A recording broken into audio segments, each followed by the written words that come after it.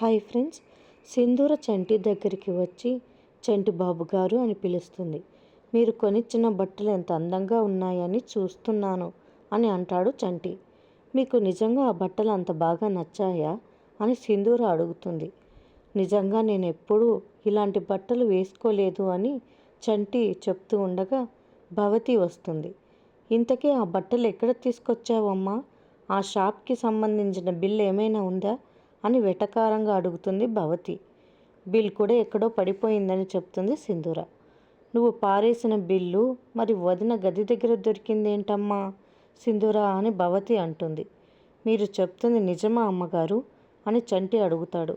నువ్వు కట్టుకున్న ఈ బట్టలు సింధూర కొన్నవి కావు, చంచలమ్మ వదిన కొన్నవి అని భవతి చెప్పగానే చంటి షాక్ అవుతాడు.